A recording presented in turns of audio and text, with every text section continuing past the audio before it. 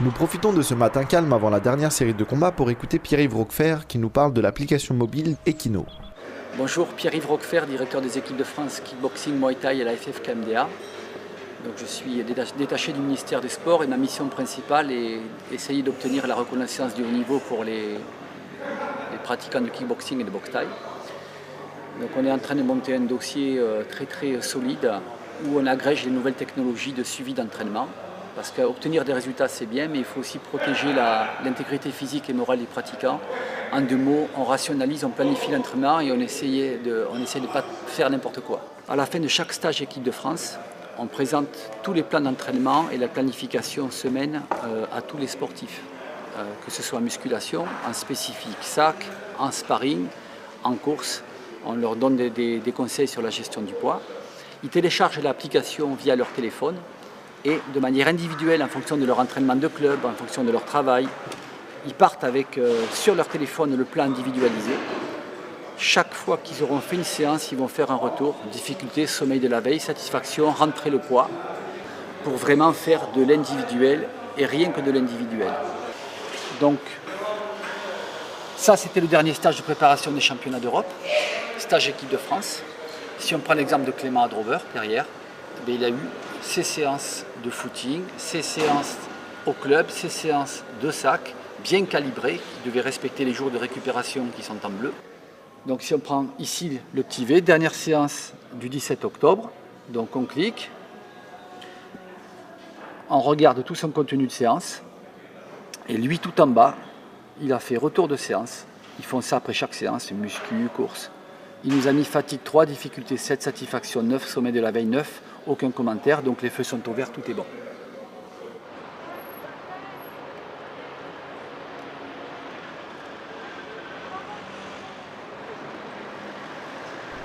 Et c'est parti pour le second volet des finales. Aujourd'hui, Amine Kébir en poids lourd combat en dernier et profite des vestiaires pour faire le vide. Tandis que Clément Adrover se prépare déjà.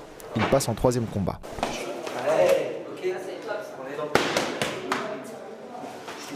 Voilà.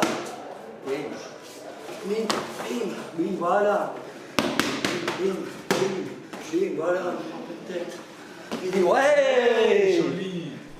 D'ordinaire souriant, Clément Adrover a le visage fermé avant sa finale, concentré sur ce titre qu'il veut à tout prix. Il rencontre aujourd'hui l'Ukrainien Roman Vajidevich.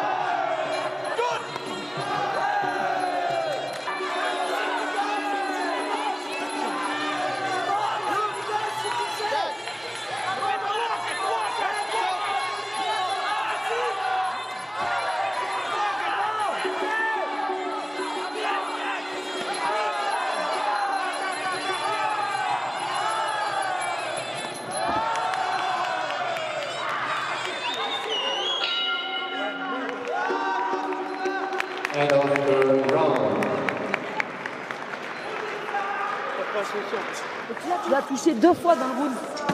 Bien sûr que tu l'as trouvé la solution plusieurs Mais fois. si, arrête un peu. Tu l'as touché, il était touché en quoi? Tu l'as touché en crochet, là, t'as fait rien fait, t'as pas de jus, là. Ah, ça, c'est le physique. Hein. C'est la tête, hein. Clément. Mais la solution, tu les as eu, les solutions. T'es ouf, toi, ou quoi? Tu l'as Ah oui, touché c'est 2 clair, fois dans le mais round. attends, arrête. Ah, 2 fois, tu l'as C'est le touché mental, dans le les gens round. te regardaient, on avait l'impression que t'étais mort, t'étais un petit garçon face à lui. Il nous a dit que la prestance c'était hyper important. Monte tes points, monte que t'es là, monte tes points. 300. Monte, monte.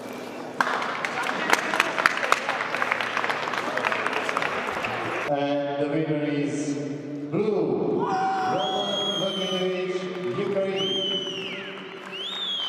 Ladies and gentlemen, now we will have the winner announcement for 2 categories. Female 51 kilos, female 54 kilos.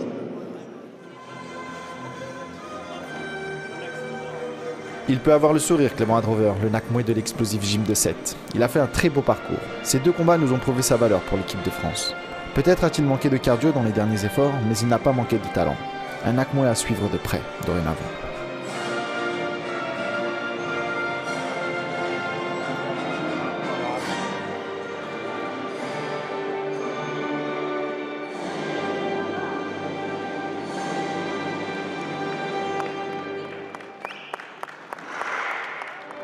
En finale des moins de 51 kg féminines, la Russe Galina Popova bat la Turque Funda Diken. Myriam Djedidi prend une médaille de bronze, tout comme Anaëlle Angerville dans la catégorie des moins de 60 kg.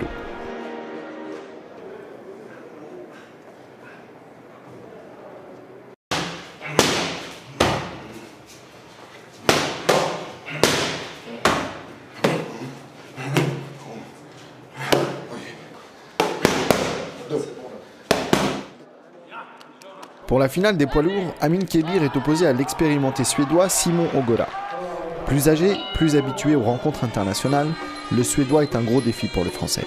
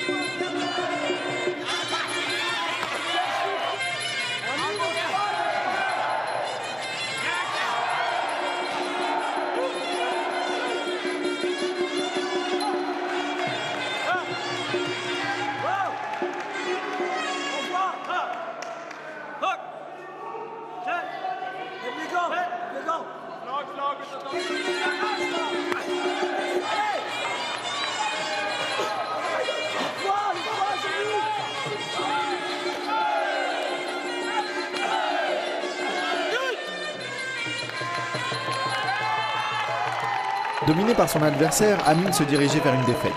Mais comme le montre cet exemple flagrant, les arbitres de cette édition ont malheureusement eu une forte tendance à stopper certains affrontements trop tôt. Tant pis pour cette fois, nous ne doutons pas de la volonté d'Amin de revenir plus fort. Il offre ainsi à la France sa 3e médaille d'argent sur un total de 7 médailles pour 15 participants. Les championnats d'Europe s'achèvent sur une note d'espoir. À nous de tout mettre en œuvre pour rattraper les nations de l'Est qui trustent depuis 10 ans les premières places à l'IFMA. La dernière journée ne saurait clore ces Jeux européens sans faire un dernier hommage à son Altesse, le défunt roi de Thaïlande, Bhumibol Adulyadej, sans qui la Thaïlande et le Muay Thai ne seraient pas ce qu'ils sont aujourd'hui.